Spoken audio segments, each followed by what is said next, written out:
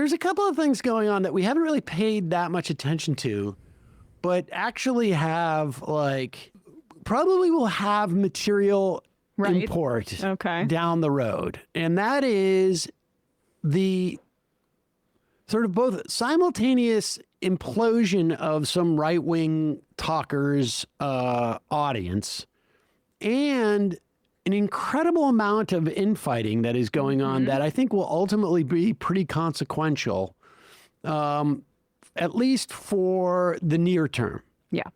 All right, folks, welcome back. Buckle up. We're diving headfirst into the absolute dumpster fire that is the right-wing civil war currently erupting. Candace Owens, TPUSA, Trump's 2024 hopes, it's all on the table. And let me tell you, it's a mess. Grab your popcorn because this is going to be good. We're going to dissect some truly wild takes and expose the sheer irony unfolding before our very eyes.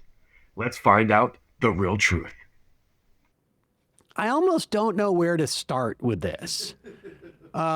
You first had a lot of right-wing dissent around Israel. On one side, you had the principal anti-Semites who and American firsters. I don't know that there's really a huge gulf between those two people. No. But they did not like our involvement with Israel. So sometimes good things can come from bad places. They're basically Christian nationalists. Yes. It's Nick Fuentes, it's Candace Owens. But the non-koofy Christian nationalists. Yes. And I guess and they started to attack people like Ben Shapiro, who Ben Shapiro trying to be an American firster, but also tied for first with Israel. Yes, well, I don't even know if he'd say tied, but we can quibble with that. But it is interesting. Ben Shapiro was so cool with Candace Owens' open anti-Semitism when she was employed at the Daily Wire. Hitler apology. She literally said while at the Daily Wire that Hitler's problem was not that he kept it confined to Germany, but that he had expansionist aims and he wasn't Germany first. Newsflash, there were Jewish Germans who would probably disagree with that. And Ben Shapiro held on to her throughout the entire saga. Also the Kanye West saga, when Kanye was going out there, she was defending him. Even Shapiro was defending him. Hold on. Did you catch that? So Ben Shapiro, the intellectual dark web's self-proclaimed savior, stood by Candace Owens through open Semitism and even her defense of Kanye's DEFCON 3 on Jewish people's nonsense, but then drew the line at anti-Zionism? Let that sink in for a moment. It's like saying I'm cool with you burning down the house, but if you touch my prize garden gnomes, then we have a problem. It reveals a disturbing hierarchy of outrage, where actually blatant hate speech against Jewish people is apparently less problematic than criticizing a political entity. This isn't just about Candace Owens. It's about the selective morality that plagues so much of modern discourse, especially on the right. It's a convenient shield, isn't it? As long as the hate is directed at the right targets or vague enough that it can be hand-waved away, it's tolerated. But cross that one specific, often political motivated line, suddenly you're personal non grata. It makes you wonder, what are the actual principles at play here? Is it genuinely about combating anti-Semitism, or is it about protecting certain narratives and political alliances? Because if you're willing to overlook someone literally pushing or praising Hitler for not being expansionist enough, as Candace Owens did, then your moral compass isn't just broken, it's spinning like a top in a hurricane. This isn't courage. It's calculated appeasement. It's the kind of principled stand that only emerges when it's politically expedient. Not genuine moral clarity is required. And honestly, it undermines any credibility when people claim to be champions of free speech and truth, only to apply these same standards with consistency of a broken traffic light. It's not a good look, folks. not a good look at all. Kanye said, what was it? Everyone's just like, or Hitler. I forget exactly what he said about Hitler that was positive, but it was open Hitler apology. Yeah. So, like, my point is just that Candace Owens was very defensive of those two obviously like anti-Semitic statements by Kanye and then by herself. And Shapiro had her on until she was speaking about anti-Zionism. And that's when they parted ways. That's when they parted ways. And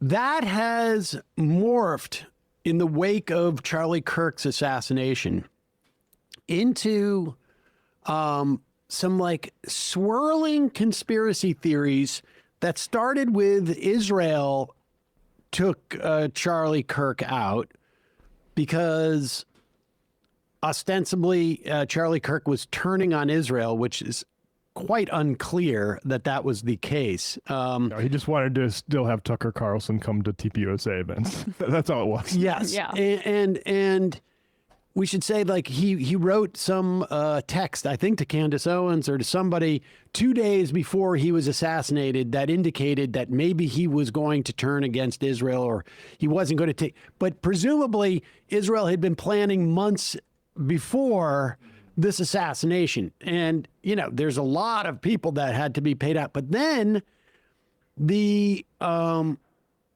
conspiracy theories. And look, I'm not in a position to judge really, like, and I haven't really followed it, but it's involved other TPUSA individuals that Candace Owens has been pushing, saying that, you know, that they were all sort of conspired against it. And now they're addressing Candace Owens. And you should just know that Shapiro's show's numbers have cratered. Yep. Charlie Kirk's show's numbers have cratered, and everybody seems to be lining up on one side or the other of this, and then there's a couple of peacemakers in between. And here's PBD trying to be a peacemaker. Now remember, the last time we checked on Patrick Bet-David, he had the brilliant idea to deal with Israel's do the roast PR problems for committing a genocide to allow some of Israel's comedic criticizers to do a roast with Benjamin Netanyahu for like 2 or 3 years. Let's throw this out once and for all. Yeah, Tom Brady style roast. Just give it to him. We only roast the ones we love. Yes, let a little air out of the tires, I guess, as they would say. We used to have Nuremberg. Now we have Netflix. Now, exactly. And now, of course, Israel is still in hot water because they did not subscribe to, they didn't take his advice. But now Patrick Bet-David is going to talk about like what's going on with TPUSA. Invited Candace Owens on for a debate. She will not go there because she's afraid of being assassinated, and she thinks that Erica Kirk was behind it. And it's a little suspicious. The whole thing's suspicious. It's a little weird. I mean, isn't Charlie one of her best friends? Seems to have a pretty poor relationship with his wife. You know, that happens. Sometimes. That happens. Your best friends, like, you know, then. And so here's PBD. But then the things get a little bit weirder, too, after this. For you, go there to feel safe. Because she's right. She needs to feel safe. She should. But at the same time, to me, if this is like, there's a part of me that's like, go with the Macron story, right? Go with the Macron story. Tom, what is that? Does that have to do with the story or? No, I was just. Okay, so go with the Macron story.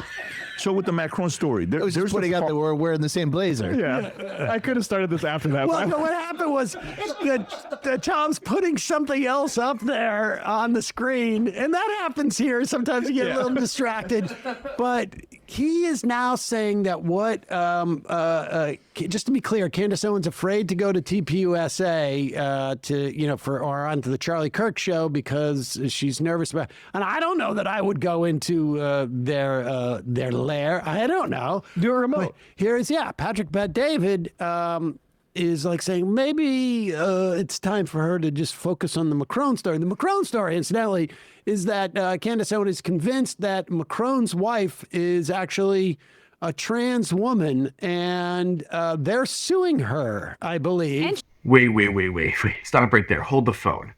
Did you hear that? The Macron story.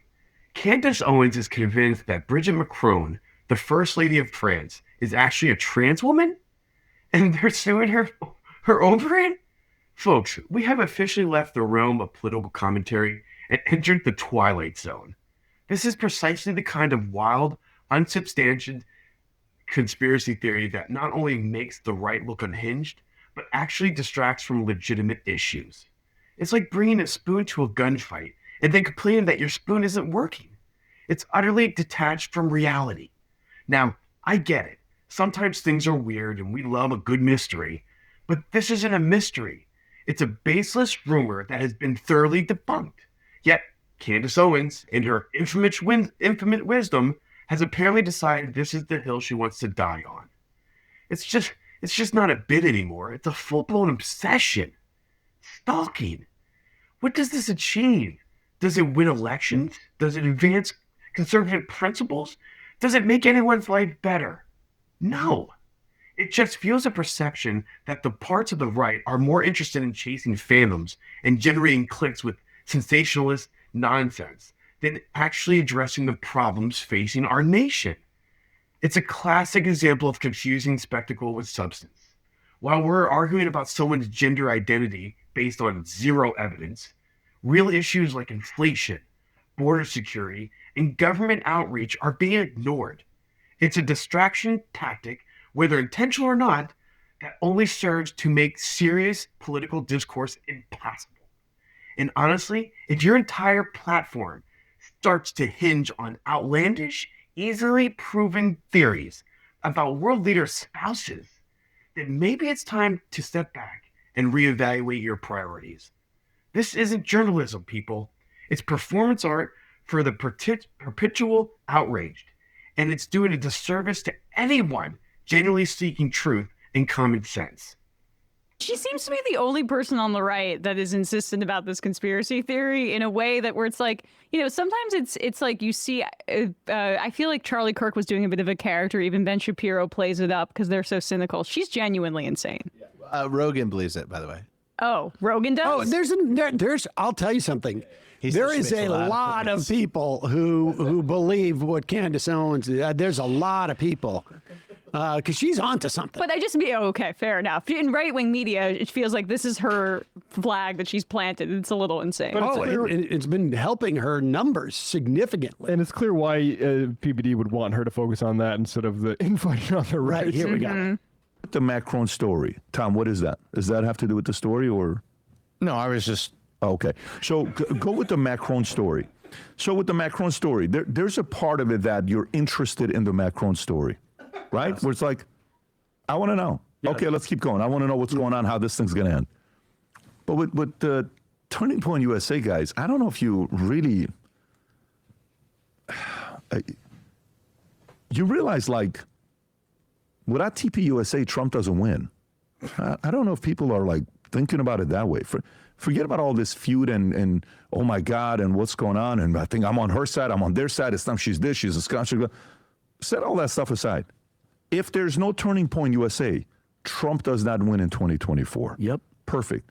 If I'm the Democrats, if I'm Qatar, if I'm anybody that wants Democrats back in, dude, I have to dismantle Turning Point USA. And she's helping in that process.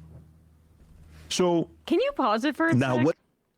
So I just am trying to put little just breadcrumbs here because we mentioned this in the Tim Pool segment last week about his meeting with Benjamin Netanyahu and then in that meeting I think it was Jewish Insider reported that he asked him about Qatar's influence on the internet space and how it's making essentially kids into radicals against Israel is the thrust of it. Buying creators, I mean, is the implication. There's just something to note about the focus on Qatar when it comes up completely in a way that makes very little sense when the subject of Israel comes up. And I just think people should flag that when they see some of these creators bring it up out of nowhere, because that's a Zionist talking point. But what's happening also right now is Tucker Carlson went to Qatar and interviewed, I don't know what Qatari Prime official. Minister, I think. The Prime Minister. Yeah. And so this is all part of this like Interacine war. I'm not pronouncing that correctly. And what I love, Patrick Bet David, it's like this guy's giving a lot of advice to people. He is in Manect mode. Right. But he's doing it for free. And apparently that's because Candace Owens is not calling Manect to find out what she should be doing in this situation. And so he's saying, don't do the TPUSA thing. Now, I want to say this. If he thinks that people who want Republicans to lose in 2026 and 2028 are cheering on what's going on with this, he is correct. Yes. I want to make that clear. That's what we're doing right now. Because, yes, the more disoriented the right is, the more incohesive it is, if that's a word. Incoherent, sure. Well, incoherent, but non-cohesive. Okay. The better for society. But let's let him continue with this sage advice. Democrats back in, dude, I have to dismantle Turning Point USA. And she's helping in that process. So now, whether she's coming from a place of, she's doing it because she's getting eyeballs. She's doing it because a dream she had with Charlie, and Charlie told her this. Whether it's because she's funded, whether it's because that's exactly what she believes. I don't care what those reasons are. Everybody has their own reasons for doing some things, and sometimes it doesn't make sense to you, and then it takes 10, 20 years to really learn the motive. It took us 4 years to realize what happened with the pipe bomber, right? The 4 or 5 years to realize. 5 years, yeah. Yeah, to realize what's going on with the pipe bomber. We may not know what's going on here for a long time, but what we do know is the following. Turning Point USA falls. Someone is replacing those kids being fed, and then who is that? Name me the second biggest Turning Point USA organization that you trust. Name me who you trust above Turning Point USA, where the guy Charlie Kirk put it together. Then we have to make one of two things.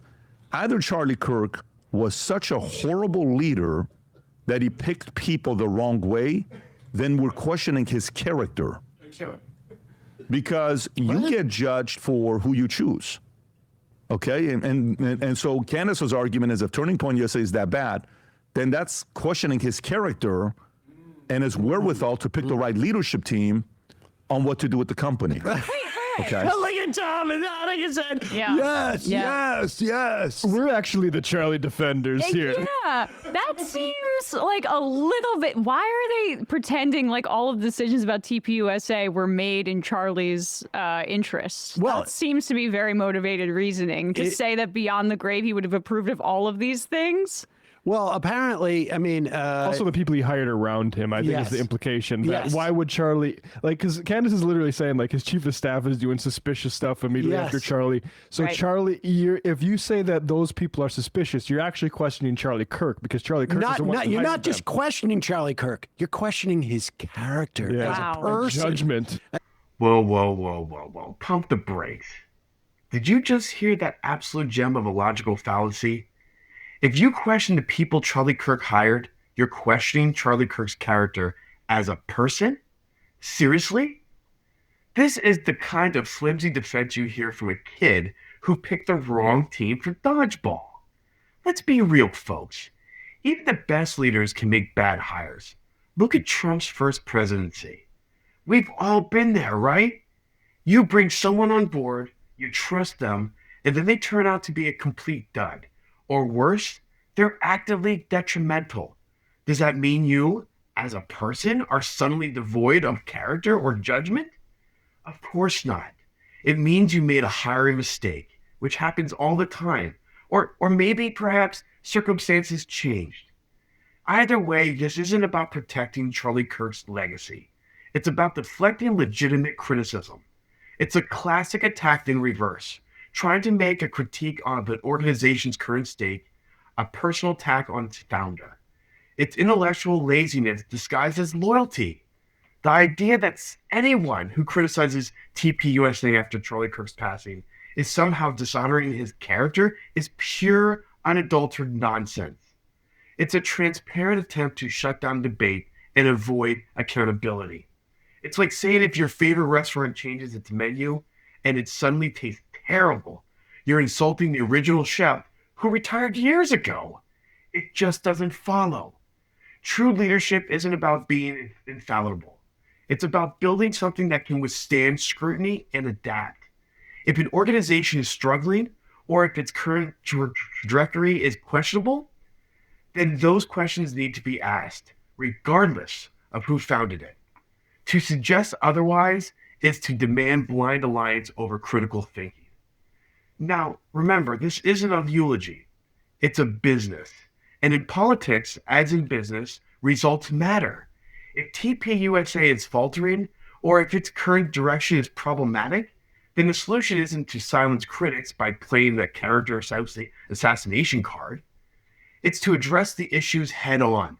Anything less is just another symptom of the infighting and lack of self-reflection that currently plagues parts of the conservative movement. As a person. Wow. So he is actually better friends with Charlie Kirk than Candace Owens is what he's saying. It's fascinating. Is there any more to this? No, that's probably good. That's about as good as it gets here. But there's another strand. So you'll notice that PBD is taking the same tact that Tim Pool took, which is this is destroying the, hurting the Republicans' chances in the midterms, which I think, well, okay, maybe. It's not helping it, probably. And Candace Owens shot back like, I don't care about the midterms. This is my friend I'm defending here. Hear, Candace. Righteous. And there you have it, folks. A deep dive into absolute chaos unfolding on the right. From selective outrage to bizarre conspiracy theories and desperate attempts to shield organizations from scrutiny. It's a wild ride. What do you think about this right-wing civil war? Is it healthy debate or self-sabotage? Thank you for watching and listening to our video. Please like and subscribe to our channel. We will talk with you the next time we need to uncover the real truth.